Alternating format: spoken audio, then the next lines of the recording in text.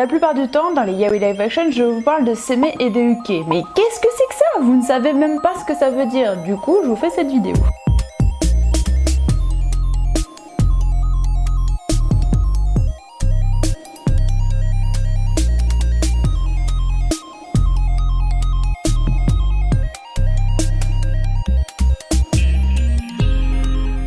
La première chose à savoir, c'est que dans le yaoi, il n'y a pas de science exacte. C'est surtout une question de ressenti entre le lecteur et les personnages de l'histoire. Bon allez, révèle tout. C'est quoi un seimei? Oh là là, mais va arrêter de gueuler là. Putain, sérieux. Bon allez, calme-toi là, je vais t'expliquer 2 minutes. Hein. Ça c'est vraiment pas compliqué. Hein. Oui, mais comme 80% des viewers n'aiment pas le yaoi. Ouais, les gens ont vraiment aucun goût quoi. Bref, le uke c'est le passif et le seimei c'est l'actif, tout simplement.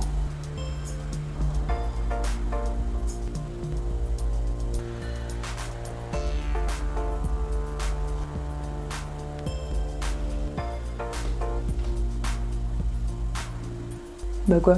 Mais attends, c'est que ça?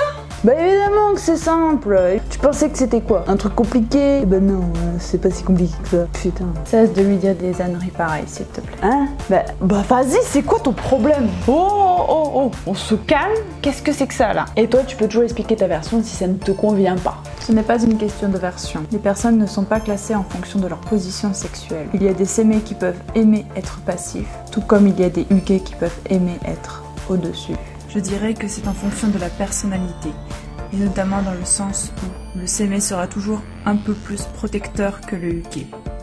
Protecteur? Ah mais c'est quoi ce cliché de merde, sérieusement? Genre, le seimei qui protège son uke parce qu'il est grand et fort, veut montrer son côté viril peut-être. Pas forcément, il peut y avoir des seimei petits.